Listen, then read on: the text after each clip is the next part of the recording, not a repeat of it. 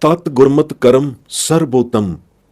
ਔਖਦ ਮੰਤਰ ਮੂਲ ਮਨ ਏਕੈ, ਜੇਕਰ ਦ੍ਰਿੜ ਚਿਤ ਕੀਜੈ ਰੇ। ਜਨਮ ਜਨਮ ਕੇ ਪਾਪ ਕਰਮ ਕੇ, ਕਾਟਨ ਹਾਰਾ ਲੀਜੈ ਰੇ। ਮਨ ਏਕੋ ਸਾਹਿਬ ਭਾਈ ਰੇ। ਤੇਰੇ ਤੀਨ ਗੁਣਾ ਸੰਸਾਰ ਸਮਾਵੈ, ਅਲਖ ਨ ਲਖਣਾ ਜਾਈ ਰੇ। ਰਹਾਓ। ਗੌੜੀ ਚੇਤੀ ਮਹੱਲਾ ਪਹਿਲਾ। ਵਿਆਖਿਆ। ਸਭ ਦਵਾਈਆਂ ਸਿਰ ਦਵਾਈ ਹੈ, ਇੱਕੋ ਮੂਲ ਮੰਤਰ ਦੀ। ਭਾਵ ਗੁਰਮੰਤਰ ਗੁਰਮਤਿ ਨਾਮ ਦੀ। ਜੇਕਰ ਇਸ ਇੱਕੋ ਗੁਰਮਤਿ ਨਾਮ ਰੂਪੀ ਔਖਦੀ ਨੂੰ ਇਸਤੇਮਾਲ ਕਰਨ ਲਈ, ਵਰਤਣ ਲਈ ਚਿੱਤ ਦ੍ਰਿੜ ਕੀਤਾ ਜਾਵੇ ਤਾਂ ਇਸ ਔਖਦ ਰੂਪ ਗੁਰਮੰਤਰ ਮੂਲ ਮੰਤਰ ਨੂੰ ਜਨਮ ਜਨਮ ਦੇ ਪਾਪਾਂ ਅਤੇ ਕਰਮ ਰੋਗਾਂ ਨੂੰ ਕੱਟਣਹਾਰਾ ਸਮਝੋ, ਸਤ ਕਰਕੇ ਮੰਨੋ। ਇੱਕੈ ਗੁਰਮਤਿ ਨਾਮ ਵਾਲਾ ਨਾਮੀ ਸਾਹਿਬ ਵੀ ਇੱਕੋ ਹੀ ਹੈ। ਉਸ ਇੱਕੈ ਸਾਹਿਬ ਦੇ ਵਿਹਾਜਣ ਵਾਲਾ ਵਪਾਰ ਹੀ ਗੁਰਮੁਖਾਂ ਨੂੰ ਭਾਉਂਦਾ ਹੈ। ਪਰ ਹੇ ਮਨ, ਤ੍ਰੈਗੁਣੀ ਮਾਇਆ ਦੇ ਮੁੱਠੇ ਮਨ, ਜਿਨ੍ਹਾਂ ਤ੍ਰਿਹਾਂ ਗੁਣਾਂ ਨੂੰ ਤੂੰ ਪ੍ਰਧਾਨ ਮੰਨੀ ਬੈਠਾ ਹੈ, ਉਹ ਤੇਰੇ ਮੰਨੇ ਹੋਏ ਤ੍ਰੈ ਗੁਣ ਮਾਦੀ ਸੰਸਾਰ ਦੇ ਮੋਹ ਮਾਇਆ ਅੰਦਰ ਹੀ ਤੈਨੂੰ ਮਹਿਦੂਦ ਰੱਖਣਗੇ। ਇਹਨਾਂ ਤ੍ਰੈਗੁਣੀ ਗਿਆਨ ਵਾਲੇ ਅਗਿਆਨ ਇੰਦਰੀਆਂ ਨਾਲ ਨਾ ਲਖਿਆ ਜਾਣ ਵਾਲਾ ਅਲਖ ਵਾਹਿਗੁਰੂ ਤ੍ਰੈਗੁਣੀ ਕਰਮਾਂ ਦੇ ਕੀਤਿਆਂ ਨਹੀਂ ਲਖਿਆ ਜਾ ਸਕਦਾ। ਇਹ ਨਿਰੰਕਾਰ ਨਾਮ ਦੀ ਅਭਿਆਸ ਕਮਾਈ ਕੀਤਿਆਂ ਤੁਰਿਆ ਗੁਣ ਚੌਥੇ ਪਦ ਵਿੱਚ ਪਹੁੰਚਿਆਂ ਹੀ ਲਖਿਆ ਪਰਖਿਆ ਜਾ ਸਕਦਾ ਹੈ। ਤੁਰਿਆ ਗੁਣ ਤਾਈਂ ਸਮਾਈ ਕੇਵਲ ਨਾਮ ਦੀ ਤਤ ਗੁਰਮਤਿ ਕਮਾਈ ਕਰਨ ਵਾਲੇ ਗੁਰਮੁਖ ਜਨਾਂ ਦੀ ਹੀ ਹੈ। ਇਸ ਯੁਗ ਮੈਂ ਰਾਮ ਨਾਮ ਨਿਸਤਾਰਾ, ਵਿਰਲਾ ਕੋ ਪਾਏ ਗੁਰ ਸ਼ਬਦ ਵਿਚਾਰਾ। ਆਪ ਤਰੈ ਸਗਲੇ ਕੁਲ ਉਧਾਰਾ, ਇਸ ਕਲਯੁਗ ਮੈਂ ਕਰਮ ਧਰਮ ਨਾ ਕੋਈ। ਕਲੀ ਕਾ ਜਨਮ ਚੰਡਾਲ ਕੈ ਘਰ ਹੋਈ, ਨਾਨਕ ਨਾਮ ਬਿਨਾ ਕੋ ਮੁਕਤ ਨਾ ਹੋਈ। ਗੌੜੀ ਗਵਾਰੇਰੀ ਮਹੱਲਾ ਤੀਜਾ। ਵਿਆਖਿਆ। ਇਸ ਕਲਯੁਗੀ ਯੁਗ ਅੰਦਰ ਜੀਵਾਂ ਦਾ ਨਿਸਤਾਰਾ ਹੈ ਤਾਂ ਕੇਵਲ ਨਾਮ ਦੁਆਰਾ ਹੈ, ਜੋ ਸਾਰੇ ਰਮ ਰਿਹਾ ਹੈ। ਪਰੰਤੂ ਇਸ ਨਾਮ ਨੂੰ ਵਿਰਲਾ ਹੀ ਕੋਈ ਵਡਭਾਗਾ ਜਨ ਪਾਉਂਦਾ ਹੈ। ਪਾਉਂਦਾ ਹੈ ਤਾਂ ਗੁਰਮਤਿ ਦੀ ਰੋਸ਼ਨੀ ਵਿੱਚ ਪਾਉਂਦਾ ਹੈ। ਗੁਰੂ ਦੁਆਰਿਓਂ ਗੁਰ ਸ਼ਬਦ ਗੁਰ ਮੰਤਰਮਈ ਦੀਖਿਆ ਮਿਲਦੀ ਹੈ ਤਾਂ ਗੁਰਮਤਿ ਨਾਮ ਦੀ ਪ੍ਰਾਪਤੀ ਹੁੰਦੀ ਹੈ। ਫੇਰ ਗੁਰ ਸ਼ਬਦੀ ਗੁਰਮਤੀ ਹੀ ਇਸ ਗੁਰਮਤਿ ਨਾਮ ਦੀ ਸੱਚ ਵਿਚਾਰ ਰੂਪ ਅਭਿਆਸ ਕਮਾਈ ਕੀਤੀ ਜਾਂਦੀ ਹੈ। ਤਦ ਉਸ ਵਡਭਾਗੇ ਗੁਰਮਤਿ ਨਾਮ ਕਮਾਈ ਕਰਨਹਾਰੇ ਕਰਮਵੰਤੇ ਗੁਰਮੁਖ ਜਨ ਦਾ ਨਿਸਤਾਰਾ ਹੁੰਦਾ ਹੈ। ਐਵੇਂ ਨਹੀਂ। ਗੁਰਮਤਿ ਨਾਮ ਨੂੰ ਕਮਾਉਣਾ ਹੀ ਗੁਰਮਤਿ ਅੰਦਰ ਸੱਚਾ ਵਿਚਾਰ ਹੈ। ਵਿਚਾਰ ਦਾ ਸੱਚਾ ਤਤ ਅਰਥ ਗੁਰਮਤਿ ਅਨੁਸਾਰ ਹੈ। ਗੁਰ ਬਚਨ ਗੁਰਮੰਤਰ ਨਾਮ ਦੀ ਕਮਾਈ ਕਰਨਾ। ਗੁਰਮਤਿ ਨਾਮ ਦੀ ਤਤ ਕਰਮ ਰੂਪੀ ਅਭਿਆਸ ਕਮਾਈ ਕਰਨਹਾਰਾ ਤਤ ਵਿਚਾਰੀ ਗੁਰਮੁਖ ਜਨ ਆਪ ਤਰ ਜਾਂਦਾ ਹੈ ਅਤੇ ਆਪਣੀਆਂ ਸਾਰੀਆਂ ਕੁੱਲਾਂ ਨੂੰ ਤਾਰਨਹਾਰਾ ਹੈ। ਇਸ ਕਲਯੁਗ ਅੰਦਰ ਨਾਮ ਤੋਂ ਬਿਨਾਂ ਹੋਰ ਕੋਈ ਕਰਮ ਧਰਮ ਕਿਸੇ ਕੰਮ ਦਾ ਨਹੀਂ। ਹੋਰ ਕੋਈ ਕਰਮ ਧਰਮ ਕਲਯੁਗ ਅੰਦਰ ਫਲਦਾ ਫੁੱਲਦਾ ਹੀ ਨਹੀਂ। ਤਾਂ ਤੇ ਗੁਰਮਤਿ ਨਾਮ ਹੀ ਤਤ ਸਰਬੋਤਮ ਕਰਮ ਹੈ। ਇਸ ਘੋਰ ਕਲਯੁਗੀ ਸਮੇਂ ਦੇ ਕਰਮ ਕਾਂਡੀ ਆਨਮਤ ਕਰਮੀ ਲੋਕਾਂ ਅੰਦਰ ਚੰਡਾਲਾਂ ਵਾਲਾ ਸੁਭਾਅ ਵਰਤਿਆ ਹੋਇਆ ਹੈ। ਨਾਮ ਬਿਨਾਂ ਕੋਈ ਵੀ ਮੁਕਤੀ ਨੂੰ ਪ੍ਰਾਪਤ ਨਹੀਂ ਹੁੰਦਾ। ਤਾਂ ਹੀ ਤੇ ਤਤ ਗੁਰਮਤਿ ਨਾਮ ਹੀ ਸਰਬੋਤਮ ਕਰਮ ਹੈ। ਗੌੜੀ ਗਵਾਰੇਰੀ ਮਹੱਲਾ ਤੀਜਾ। ਸਤਿਗੁਰ ਮਿਲੈ ਵਡਭਾਗ ਸੰਜੋਗ, ਹਿਰਦੈ ਨਾਮ ਨਿਤ ਹਰ ਰਸ ਭੋਗ। ਗੁਰਮੁਖ ਪ੍ਰਾਣੀ ਨਾਮ ਹਰ ਧਿਆਏ, ਜਨਮ ਜੀਤ ਲਾਹਾ ਨਾਮ ਪਾਏ। ਰਹਾਓ। ਗਿਆਨ ਧਿਆਨ ਗੁਰ ਸ਼ਬਦ ਹੈ ਮੀਠਾ, ਗੁਰ ਕਿਰਪਾ ਤੇ ਕਿਨੈ ਵਿਰਲੇ ਚਖ ਡੀਠਾ। ਕਰਮ ਕਾਂਡ ਬਹੁ ਕਰੈ ਅਚਾਰ, ਬਿਨ ਨਾਵੈ ਤ੍ਰਿਗ ਤ੍ਰਿਗ ਅਹੰਕਾਰ। ਬੰਧਨ ਬਾਂਧਿਓ ਮਾਇਆ ਫਾਂਸ, ਜਨ ਨਾਨਕ ਛੂਟੇ ਗੁਰ ਪ੍ਰਗਾਸ। ਵਿਆਖਿਆ। ਵਡਭਾਗੀ ਸੰਜੋਗ ਕਰਕੇ ਸੰਜੋਗ ਦੇ ਪ੍ਰਬਲ ਹੋਣ ਕਰ ਸੱਚੇ ਸਤਿਗੁਰੂ ਦਾ ਮਿਲਾਪ ਹੁੰਦਾ ਹੈ। ਉਹਨਾਂ ਦੇ ਹਿਰਦੇ ਅੰਦਰ ਨਿਤ ਨਾਮ ਰਸ ਦੇ ਭੋਗ ਲੱਗਦੇ ਹਨ। ਐਸਾ ਨਿਤ ਹਰ ਰਸ ਭੋਗ ਵਾਲਾ ਨਾਮ ਗੁਰਮੁਖ ਜਨ ਹੀ ਧਿਆਉਂਦੇ ਹਨ। ਉਹ ਨਾਮ ਸੱਚਾ ਲਾਹਾ ਹਾਸਲ ਕਰਕੇ ਆਪਣੇ ਜਨਮ ਨੂੰ ਸਫਲ ਕਰ ਲੈਂਦੇ ਹਨ ਅਤੇ ਜਿਣ ਕਰ ਜਾਂਦੇ ਹਨ। ਮਨੁੱਖਾ ਜਨਮ ਦੀ ਬਾਰੀ ਨੂੰ ਜਿੱਤ ਕੇ ਸੱਚ ਘਰ ਵਾਸ ਦਾ ਸੁਭਾਗ ਪ੍ਰਾਪਤ ਕਰਦੇ ਹਨ। ਗੁਰ ਸ਼ਬਦ ਅਤਿਅੰਤ ਮਿੱਠਾ ਹੈ। ਇਸ ਦੀ ਅਮਿਓ ਰਸੀ ਮਿਠਾਸ ਅਲੌਕਿਕ ਹੈ। ਸੋਈ ਜਾਣਦੇ ਹਨ ਜਿਨ੍ਹਾਂ ਨੇ ਚੱਖ ਕੇ ਡੀਠਾ ਹੈ। ਨਾਮ ਅਭਿਆਸ ਕਮਾਈਆਂ ਕਰ ਕਰ ਇਹ ਅਮਿਓ ਰਸਾਇਣੀ ਮਿਠਾਸ ਰਸ ਘਟ ਅੰਤਰ ਉਤਰਦਾ ਹੈ। ਇਸ ਰਸ ਮਿਠਾਸ ਦਾ ਅੰਮ੍ਰਿਤ ਸਵਾਦ ਜੋਤ ਵਿਗਸਾਇਣੀ ਅਮਿਓ ਕਿਰਨ ਨਭ ਨਾਭ ਪ੍ਰਗਟਾਉਂਦਾ ਹੈ। ਇਹ ਜੋਤ ਰਸ ਕਿਰਣੀ ਪ੍ਰਗਾਸ ਹੀ ਸੱਚੜਾ ਪ੍ਰਚੰਡ ਗਿਆਨ ਹੈ ਪਾਰ ਬ੍ਰਹਮ ਦੀ ਪ੍ਰਤੱਖਤਾ ਦਾ। ਇਸ ਰਸ ਵਿਗਸਾਇਣੀ ਆਤਮ ਗਿਆਨਾਇਣੀ ਅਵਸਥਾ ਤੇ ਅਪੜ ਕੇ ਹੀ ਸੱਚੜਾ ਅਖੰਡਾਕਾਰ ਧਿਆਨ ਵਾਹਿਗੁਰੂ ਦੇ ਚਰਨਾਂ ਨਾਲ ਜੁੜਦਾ ਹੈ। ਤਾਂ ਤੇ ਗਿਆਨ ਧਿਆਨ ਗੁਰ ਸ਼ਬਦ ਹੈ ਮੀਠਾ ਵਾਲੀ ਗੁਰਮਤਿ ਤਤ ਅਵਸਥਾ ਸਤੋ ਸਤ ਹੈ। ਪਰੰਤੂ ਸਤਿਗੁਰੂ ਦੇ ਅਪਾਰ ਪ੍ਰਸਾਦ ਕਰ ਕਿਸੇ ਵਿਰਲੇ ਤਤਦਰਸ਼ੀ ਗੁਰਮੁਖ ਜਨ ਨੇ ਹੀ ਇਸ ਮਿਠਾਸ ਨੂੰ ਚੱਖ ਕੇ ਦੇਖਿਆ ਹੈ। ਤਾਂ ਹੀ ਤੇ ਤਤ ਗੁਰਮਤਿ ਨਾਮ ਕਰਮ ਸਰਬੋਤਮ ਕਰਮ ਹੈ। ਇਸ ਗੁਰਮਤਿ ਨਾਮ ਗਿਆਨ ਤੋਂ ਸੁੰਝ ਵੰਜੇ ਲੋਕ ਅਕਸਰ ਬਹੁਤ ਕਰਕੇ ਕਰਮ ਕਾਂਡ ਆਚਾਰੀ ਹੀ ਬਣ ਜਾਂਦੇ ਹਨ, ਆਨਮਤ ਕਰਮਕਾਰੀ ਹੋ ਜਾਂਦੇ ਹਨ। ਪਰ ਉਹਨਾਂ ਨੂੰ ਨਾ ਰਸ, ਨਾ ਰੰਗ, ਨਾ ਸਵਾਦ, ਨਾ ਅਹਿਲਾਦ, ਨਾ ਵਿਸਮਾਦ ਪਦ ਪ੍ਰਾਪਤ ਹੁੰਦਾ ਹੈ। ਉਹਨਾਂ ਉੱਤੇ ਕੇਵਲ ਕਰਮਕਾਂਡੀ ਹੋਣ ਦਾ ਅਹੰਕਾਰ ਹੀ ਸਵਾਰ ਹੁੰਦਾ ਹੈ। ਪਰ ਬਿਨ ਨਾਵੇਂ ਧ੍ਰਿਗ ਧ੍ਰਿਗ ਅਹੰਕਾਰ, ਧ੍ਰਿਗਾਕਾਰ ਹੈ ਉਸ ਅਹੰਕਾਰ ਨੂੰ ਜੋ ਨਾਮ ਵੱਲ ਨਹੀਂ ਲੱਗਣ ਦਿੰਦਾ। ਧ੍ਰਿਗਾਕਾਰ ਹੈ ਉਸ ਕਰਮ ਕਾਂਡ ਉੱਤੇ ਜੋ ਅਹੰਕਾਰ ਹੀ ਅਹੰਕਾਰ ਉਪਜਾਉਂਦਾ ਹੈ। ਨਾਮ ਬਿਨਾ ਕਰਮ ਕੀਤੇ ਕਰਮਾਂ ਦਾ ਹੰਕਾਰ ਵੀ ਧ੍ਰਿਗ ਹੈ। ਆਨਮਤ ਕਰਮਾਚਾਰੀ ਮਾਇਆ ਫਾਂਸ ਦੇ ਬੰਧਨਾਂ ਵਿੱਚ ਬੰਧੇ ਰਹਿੰਦੇ ਹਨ ਅਤੇ ਇਸ ਮਾਇਆ ਫਾਂਸ ਦੇ ਬੰਧੇ ਹੋਏ ਗਰਭਾਸ ਜੋਨੀਆਂ ਵਿੱਚ ਪੈ 1,84 ਦੇ ਗੇੜ ਵਿੱਚ ਫਿਰਦੇ ਘੁੰਮਦੇ ਰਹਿੰਦੇ ਹਨ। ਇਸ ਫਾਂਸੀ ਤੋਂ ਛੁਟਕਾਰਾ ਤਿਨਾਂ ਦਾ ਹੀ ਹੁੰਦਾ ਹੈ ਜੋ ਗੁਰੂ ਕੇ ਬਣ ਕੇ ਗੁਰਮਤਿ ਨਾਮ ਨੂੰ ਜਪ ਕੇ ਗੁਰਜੋਤ ਪ੍ਰਗਾਸ ਦਾ ਆਨੰਦ ਬਿਸਮਾਦ ਮਾਣਦੇ ਹਨ। ਗੁਰਜੋਤ ਪ੍ਰਗਾਸੀ ਬਿਸਮਾਦ ਰਸ ਵਿਗਾਸੀ ਹੋਣ ਕਰਕੇ ਹੀ ਗੁਰਮਤਿ ਨਾਮ ਸਰਬੋਤਮ ਤਤ ਕਰਮ ਹੈ। ਪੌੜੀ ਰਾੜਾ ਰਾੜ ਮਿਟੈ ਸੰਗ ਸਾਧੂ ਕਰਮ ਧਰਮ ਤਤ ਨਾਮ ਅਰਾਧੂ ਰੂੜੋ ਜਿਹ ਬਸਿਓ ਮਨ ਮਾਹੀ ਵਾਕੀ ਢਾੜ ਮਿਟਤ ਬਿਨ ਸਾਹੀ ਢਾੜ ਕਰਤ ਸਾਕਤ ਗਾਵਾਰਾ ਜੇ ਹੀਐ ਅਹੰਗ ਬੁੱਧ ਬਿਕਾਰਾ ਰਾੜਾ ਗੁਰਮੁਖ ਢਾੜ ਮਿਟਾਈ ਨਿਮਖ ਮਾਹੈ ਨਾਨਕ ਸਮਝਾਈ।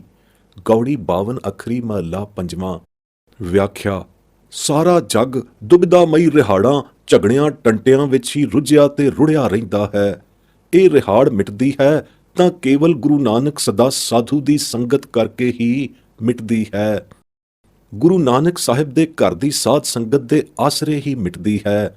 ਸਤਿਗੁਰੂ ਨਿਵਾਜੀ ਸੰਗਤ ਵਿੱਚ ਮਿਲ ਕੇ ਤਤ ਗੁਰਮਤਿ ਨਾਮ ਦੀ ਪ੍ਰਾਪਤੀ ਹੁੰਦੀ ਹੈ। ਇਸ ਤਤ ਗੁਰਮਤਿ ਨਾਮ ਦਾ ਅਰਾਧਨਾ ਸਾਰਿਆਂ ਕਰਮਾਂ ਧਰਮਾਂ ਦਾ ਸਾਧਨਾ ਹੈ। ਸਾਰੇ ਕਰਮਾਂ ਧਰਮਾਂ ਉੱਪਰ ਤਤ ਸਰਬੋਤਮ ਕਰਮ ਗੁਰਮਤਿ ਨਾਮ ਦਾ ਅਰਾਧਨਾ ਹੈ। ਗੁਰਮਤਿ ਨਾਮ ਅਰਾਧਨ ਦੀ ਅਤੁੱਟ ਕਮਾਈ ਕਰਨ ਕਰਕੇ ਅਤ ਸੁੰਦਰ ਮਨਮੋਹਨ ਘਟ ਅੰਦਰ ਸੁੰਦਰ ਸੁਆਮੀ ਪਰਮੇਸ਼ਰ ਵਸ ਗਿਆ ਏ। ਉਸ ਦੀ ਜਾਣੋ ਸਗਲੀ ਰਾੜ ਰਿਹਾੜ ਮਿਟ ਗਈ, ਮਿਟਦੀ ਮਿਟਦੀ ਬਿਨਸ ਹੀ ਗਈ।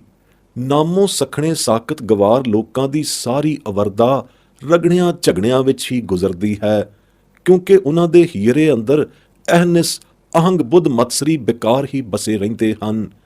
ਜਿਨ੍ਹਾਂ ਗੁਰਮੁਖਾਂ ਦੀ ਦੁਬਿਧਾਮਈ ਰਾੜ ਅੰਦਰੋਂ ਮਿਟ ਗਈ, ਤਿਨਾਂ ਨੂੰ ਅੱਖ ਦੇ ਫੋਰੇ ਵਿੱਚ ਪਰਮਾਰਥ ਅਤੇ ਪਰਮਾਤਮਾ ਦੀ ਸੋਝੀ ਪੈ ਗਈ ਹੈ। ਇਹ ਸਭ ਸਦਕਾ ਤਤ ਗੁਰਮਤਿ ਨਾਮ ਅਭਿਆਸ ਕਮਾਈ ਰੂਪੀ ਸਰਬੋਤਮ ਕਰਮ ਦਾ ਹੀ ਹੈ। ਭੀਤਰ ਏਕ ਅਨੇਕ ਅਸੰਖ ਕਰਮ ਧਰਮ ਬਹੁ ਸੰਖ ਅਸੰਖ ਬਿਨ ਭੈ ਭਗਤੀ ਜਨਮ ਬਿਰੰਥ ਹਰ ਗੁਣ ਗਾਵੈ ਮਿਲ ਪਰਮਾਰੰਥ। ਆਸਾ ਮਹੱਲਾ ਪਹਿਲਾ। ਵਿਆਖਿਆ।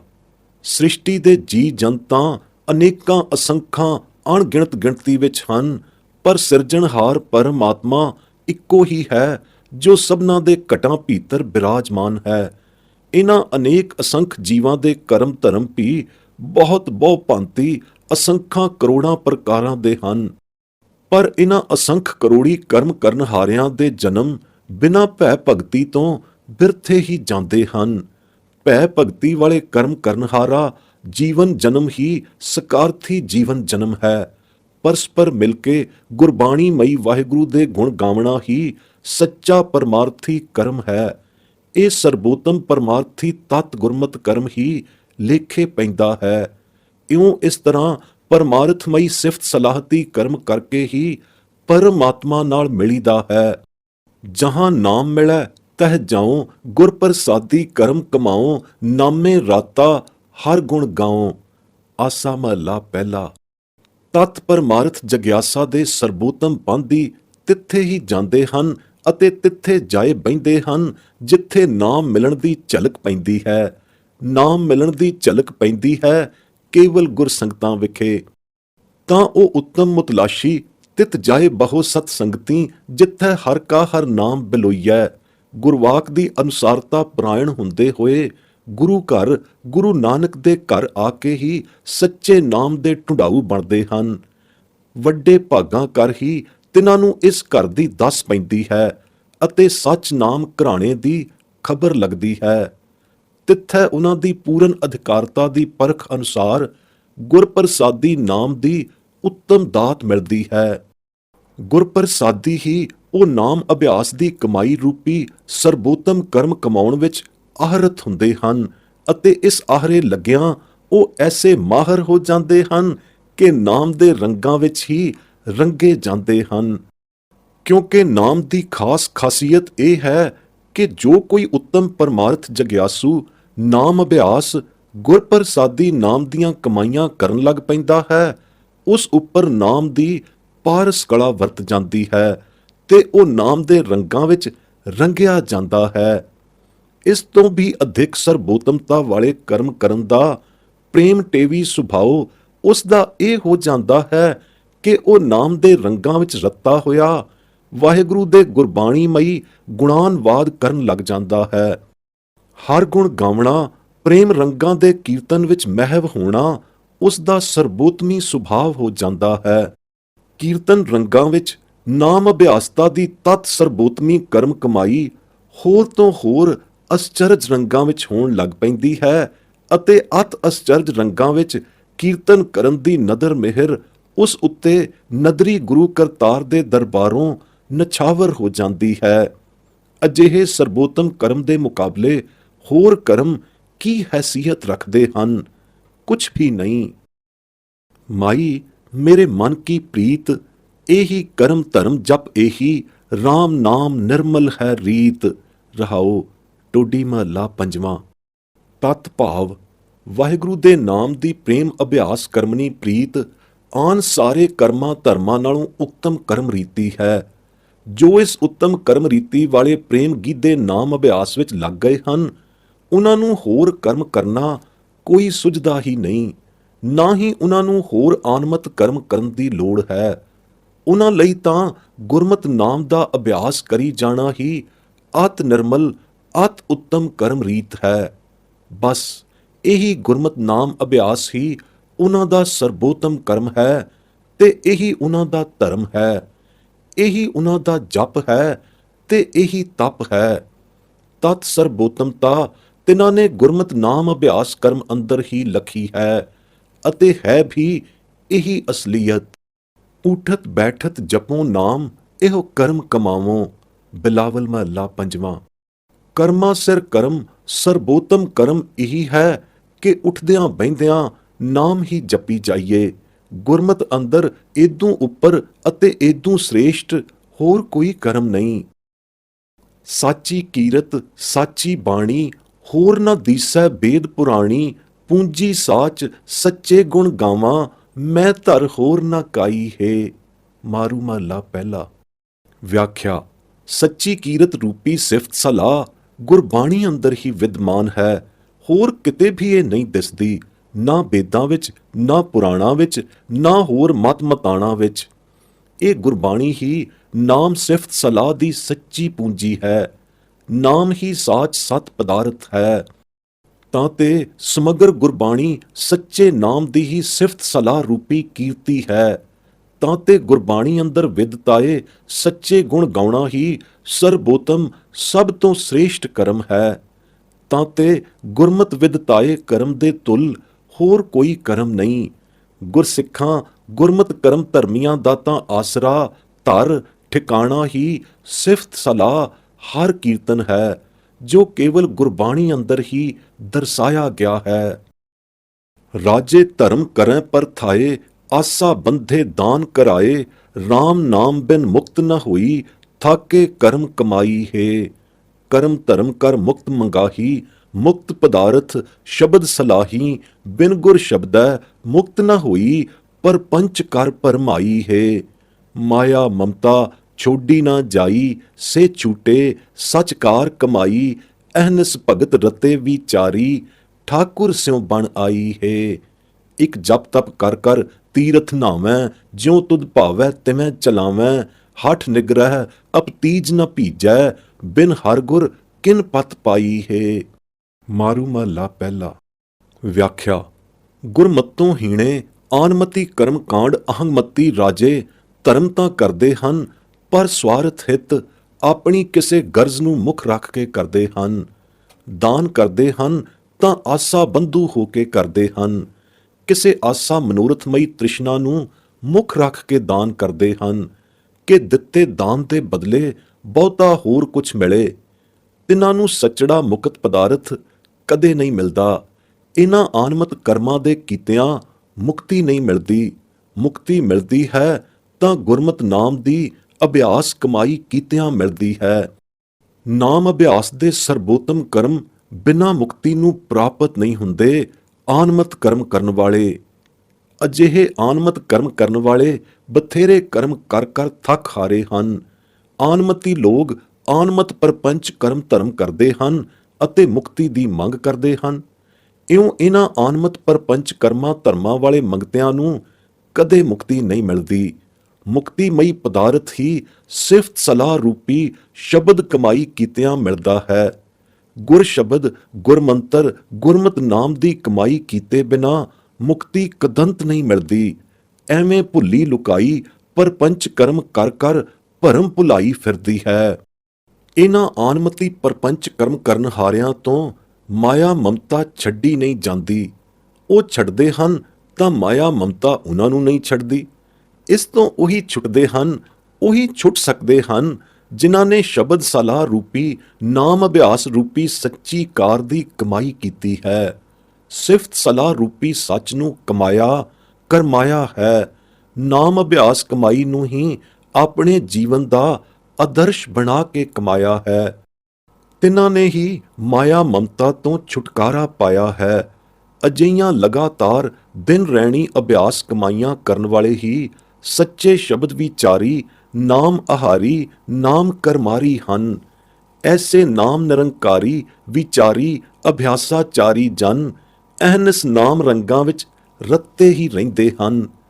ਤਿੰਨਾਂ ਨਾਮ ਰੰਗੀਸ਼ਰਾਂ ਸੱਚ ਕਰਮ ਕਰਮੀਸ਼ਰਾਂ ਦੀ ਨਾਮੀ ਅਕਾਲ ਪੁਰਖ ਨਾਲ ਸਦ ਸਦੀਵੀ ਲਿਵ ਮਿਲਾਉਣੀ ਪ੍ਰੀਤ ਬਣ ਆਈ ਹੈ। ਇੱਕ ਐਸੇ ਵੀ ਅਭਾਗੇ ਪੁਰਸ਼ ਹਨ, ਇੱਕ ਕੀ ਅਨੇਕਾਂ ਐਸੇ ਭਾਗਹੀਣ ਪੁਰਸ਼ ਹਨ ਜੋ ਆਨਮਤੀ ਤੀਰਥ ਜਪ ਤਪ ਆਦਿ ਸੰਜਮੀ ਆਨਮਤ ਕਰਮਾਂ ਨੂੰ ਕਰ ਕਰ ਖਪ ਖਪ ਮਰ ਰਹੇ ਹਨ। ਉਹਨਾਂ ਦੇ ਕਰਮਾਂ ਵਿੱਚ ਹੀ ਇਹ ਮੰਦ ਭਾਗ ਲਿਖਿਆ ਹੋਇਆ ਹੈ, ਜਿਸ ਕਰਕੇ ਜਿਵੇਂ ਲੇਖ ਕਰਮ ਵਿਧਾਤੇ ਕਰਤਾਰ ਨੂੰ ਪਾਉਂਦਾ ਹੈ ਤਿਵੇਂ ਹੀ ਉਹ ਕਾਰ ਕਮਾਉਂਦੇ ਹਨ। ਪਰ ਪੰਚੀਆਂ ਹੱਠ ਕਰਮੀਆਂ ਦੇ ਬਾਹਰ ਦੇ ਦਿਖਾਵੇ ਦੇ ਕਰਮਾਂ ਤੋਂ ਜਪਾਂ ਤਪਾਂ ਨਾਲ ਕਦੇ ਨਾ ਪਤੀਜਣ ਵਾਲਾ ਅੰਤਰਯਾਮੀ ਪੁਰਖ ਵਿਧਾਤਾ ਨਹੀਂ ਪਤਿਆਇਆ ਜਾ ਸਕਦਾ, ਨਾ ਹੀ ਭਿੱਜਦਾ ਪਤੀਜਦਾ ਹੈ। ਹੱਠ ਜੋਗ ਨਾਲ ਇੰਦਰੀਆਂ ਦਾ ਨਿਰੋਧ ਕਰਨਾ ਉੱਕਾ ਹੀ ਗੁਰਮਤ ਪ੍ਰਤਿਕੂਲ ਕਰਮ ਹੈ। ਗੁਰੂ ਦੁਆਰਾ, ਸੱਚੇ ਸਤਿਗੁਰੂ ਦੁਆਰਾ ਵਾਹਿਗੁਰੂ ਨਾਮ ਦੀ ਪ੍ਰਾਪਤੀ ਹੋਵੇ, ਫਿਰ ਇਸ ਗੁਰਮਤ ਨਾਮ ਦੀ ਕਮਾਈ ਕੀਤੀ ਜਾਵੇ ਤਾਂ ਘਾਲ ਥਾਂ ਪੈਂਦੀ ਹੈ, ਤਾਂ ਪਤ ਸ਼ੋਭਾ ਦਾ ਧੁਰ ਦਰਗਾਹੀ ਸਿਰੋਂ ਪਾਉ ਮਿਲਦਾ ਹੈ। ਐਵੇਂ ਨਹੀਂ। ਨਿਗੁਰਿਆਂ ਕਰਮ ਕਾਂਡੀਆਂ ਨੂੰ ਪਤ ਸ਼ੋਭਾ ਕਿਥਾਉ ਨਹੀਂ ਮਿਲਦੀ। ਗੁਰਮਤ ਨਾਮ ਦੇ ਉੱਤਮ ਕਰਮਾਚਾਰੀਆਂ ਨੂੰ ਹੀ ਇਹ ਵਿਸੇਖਤਾ ਮਿਲਦੀ ਹੈ। ਇਹ ਤਤ ਗੁਰਮਤ ਸਾਰ ਕਰਮ ਵਿਲੱਖਣਤਾ ਦਾ ਕਾਰਨਾਮਾ ਹੈ। ਹਰ ਹਰ ਨਾਮ ਜਪੋ ਰਸ ਮੀਠਾ, ਗੁਰਮੁਖ ਹਰ ਰਸ ਅੰਤਰ ਡੀਠਾ। ਅਹਨਸ ਰਾਮ ਰਹੋ ਰੰਗ ਰਾਤੇ, ਇਹੋ ਜਪ ਤਪ ਸੰਜਮ ਸਾਰਾ ਹੈ। ਮਾਰੂ ਮਹਲਾ ਪਹਿਲਾ। ਵਿਆਖਿਆ। ਗੁਰਮਤ ਨਾਮ ਦਾ ਜਾਪ ਆਪਣੀ ਪਾਰਸ ਕਲਾ ਸੇਤੀ ਇੱਕ ਅਤ ਰਸ ਮੀਠਾ ਅਮਿਓ ਮਿਠਾਸ ਉਦੀਪਤ ਕਰਦਾ ਹੈ। ਗੁਰਮੁਖਾਂ ਨੇ ਇਸ ਅਮਿਓ ਰਸ ਨੂੰ ਅੰਤਰ ਆਤਮੇ ਰਸੀਪਤ ਮਿਸ਼ਰੀਪਤ ਹੋਇਆ ਅਜ਼ਮਾਇਆ ਹੈ। ਇਸ ਅੰਮ੍ਰਿਤ ਸਵਾਦ ਦੀ ਰਸ ਮਿਠਾਸ ਅੰਤਰ ਆਤਮੇ ਮਾਣੀ ਹੈ।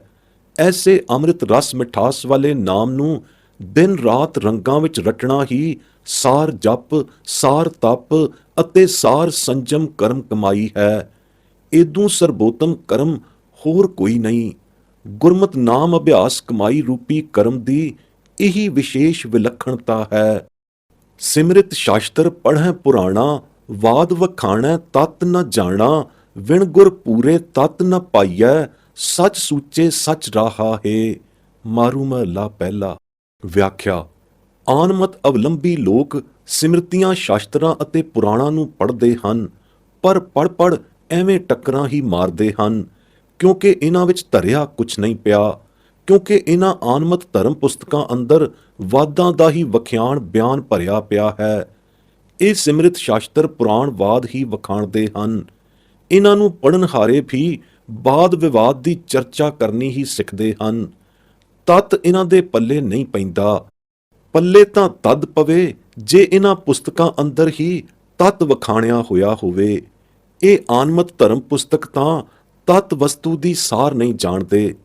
ਇਹ ਤਤ ਪਦਾਰਥ ਤਾਂ ਕੇਵਲ ਗੁਰਮਤ ਅੰਦਰ ਹੀ ਹੈ ਅਤੇ ਗੁਰੂ ਬਾਝੋਂ ਨਹੀਂ ਜਾਣਿਆ ਜਾਂਦਾ।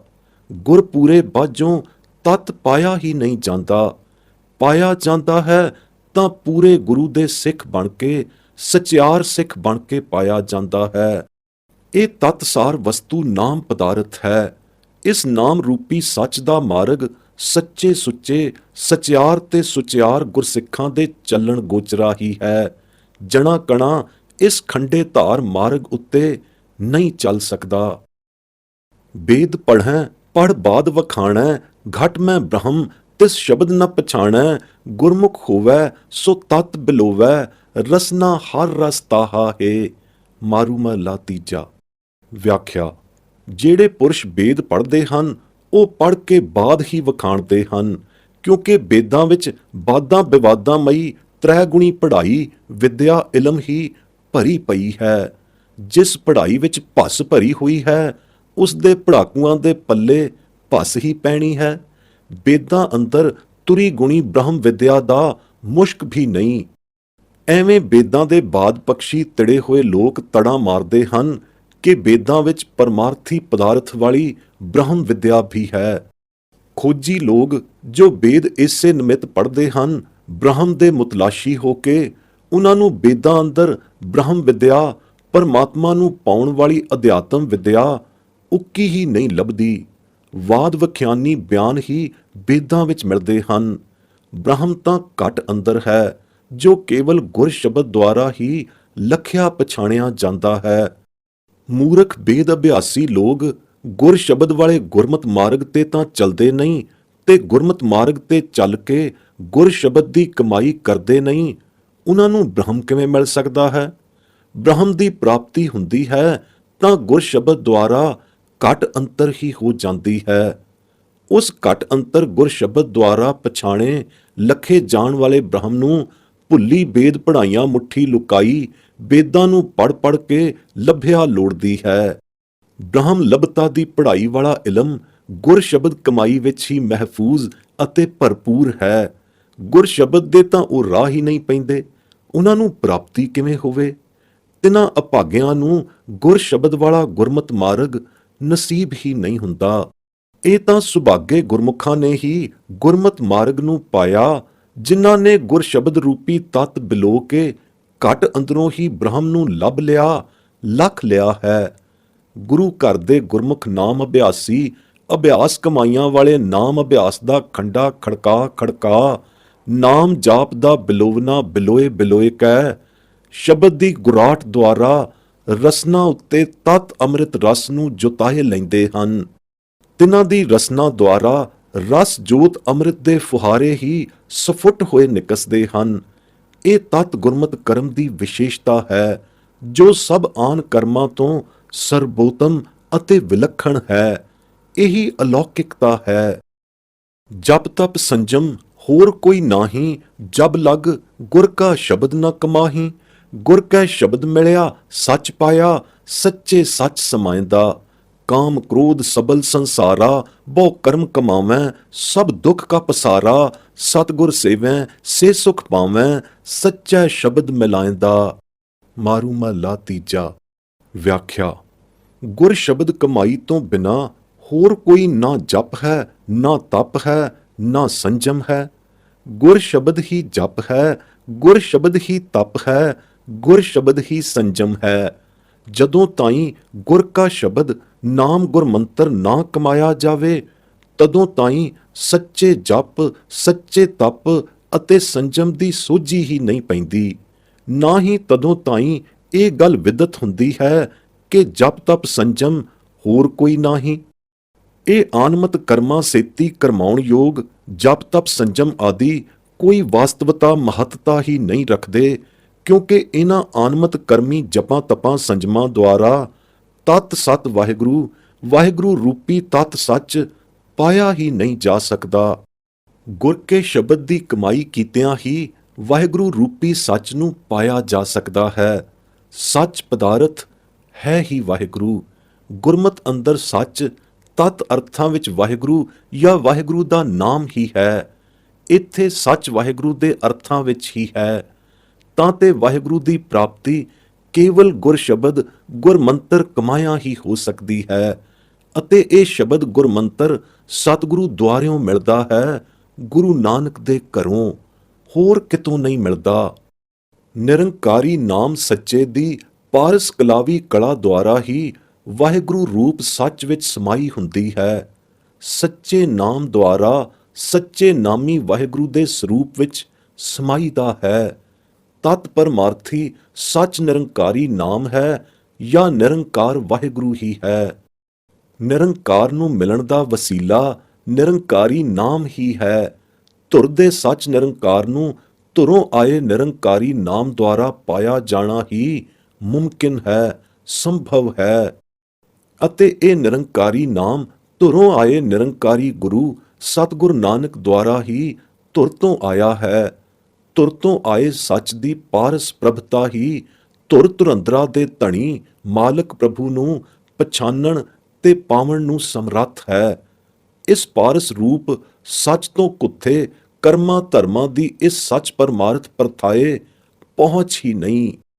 ਅਲਪੱਗ ਸੰਸਾਰੀਆਂ ਦੀ ਚਿੱਤ ਬਿਰਤੀ ਉੱਤੇ ਕਾਮ ਕ੍ਰੋਧ ਆਦਿ ਪੰਜ ਵਿਕਾਰ ਹੀ ਬਲਵਾਨ ਹੋ ਕੇ ਸਵਾਰ ਹੋਏ ਵੇ ਹਨ।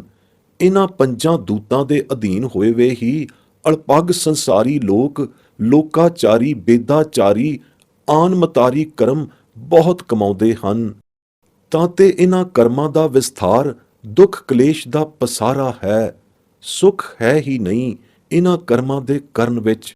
ਸੱਚੇ ਸੁਖ ਦੀ ਪ੍ਰਾਪਤੀ ਸੱਚੇ ਸ਼ਬਦ ਗੁਰਮਤਿ ਨਾਮ ਦੀ ਕਮਾਈ ਕੀਤਿਆਂ ਹੀ ਹੁੰਦੀ ਹੈ। ਸੱਚੇ ਸ਼ਬਦ ਦੀ ਕਮਾਈ ਕੀਤਿਆਂ ਹੀ ਸੱਚਾ ਸੁਖ ਮਿਲਦਾ ਹੈ। ਇਸ ਸੱਚੀ ਕਮਾਈ ਰੂਪੀ ਸੱਚਾ ਕਰਮ ਕੀਤਿਆਂ ਹੀ ਸੱਚਾ ਵਾਹਿਗੁਰੂ ਮਿਲਦਾ ਹੈ। ਬਿਨ ਨਾਵੈ ਸਭ ਦੁੱਖ ਸੰਸਾਰਾ, ਬਹੁ ਕਰਮ ਕਮਾਵੈ ਵਧੈ ਵਿਕਾਰਾ। ਨਾਮ ਨਾ ਸੇਵੈ ਕਿਉ ਸੁਖ ਪਾਈਐ, ਬਿਨ ਨਾਵੈ ਦੁੱਖ ਪਾਇਂਦਾ। ਜਪ ਤਪ ਸੰਜਮ ਨਾਮ ਪਿਆਰਾ, ਕਿਲ ਵਿਖ ਕਾਟੇ ਕਾਟਣ ਹਾਰਾ। ਹਰ ਕੈ ਨਾਮ ਤਨ ਮਨ ਸੀਤਲ ਹੋਆ, ਸਹਿਜੇ ਸਹਿਜ ਸਮਾਇਂਦਾ। ਅੰਤਰ ਲੋਭ ਮਨ ਮੈਲੈ ਮਲ ਲਾਏ, ਮੈਲੇ ਕਰਮ ਕਰੇ ਦੁਖ ਪਾਏ। ਕੂੜੋ ਕੂੜ ਕਰੇ ਵਾਪਾਰਾ, ਕੂੜ ਬੋਲ ਦੁਖ ਪਾਇਂਦਾ।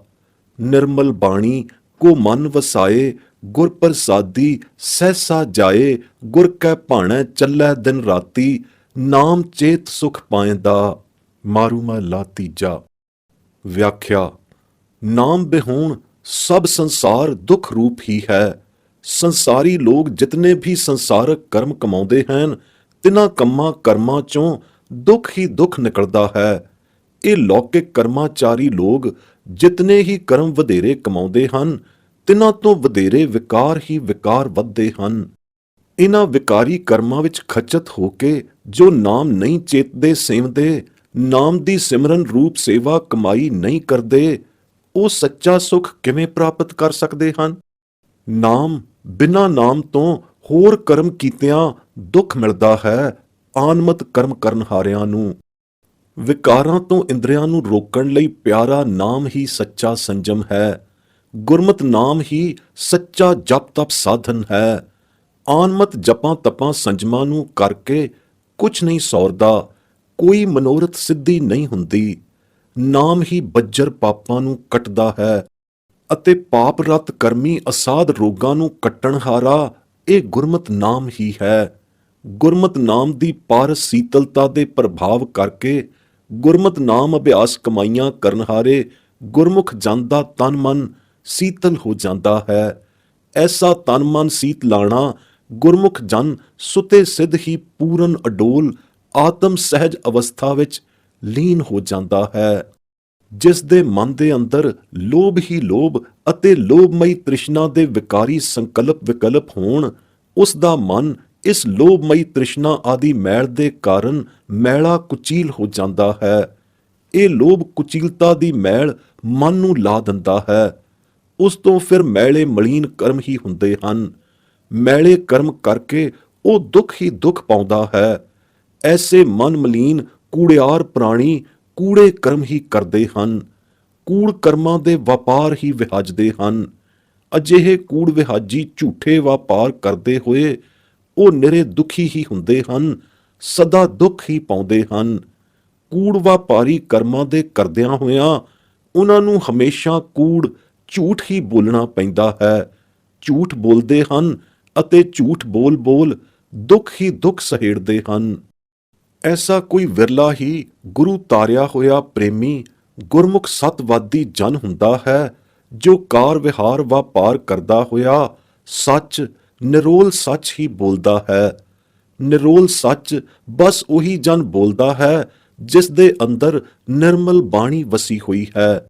ਨਿਰਬਾਣ ਨਾਮ ਨਿਸ਼ਾਨੀ ਗੁਰਬਾਣੀ ਨੂੰ ਮਨ ਅੰਦਰ ਵਸਾਉਂਦਾ ਹੋਇਆ ਉਹ ਸਵਾਸ ਸਵਾਸ ਸੱਚ ਨਾਮ ਦਾ ਹੀ ਅਭਿਆਸ ਉੱਠਦਾ ਬਹਿੰਦਾ ਕੰਮ ਕਰਦਾ ਕਰਾਉਂਦਾ ਰਹਿੰਦਾ ਹੈ।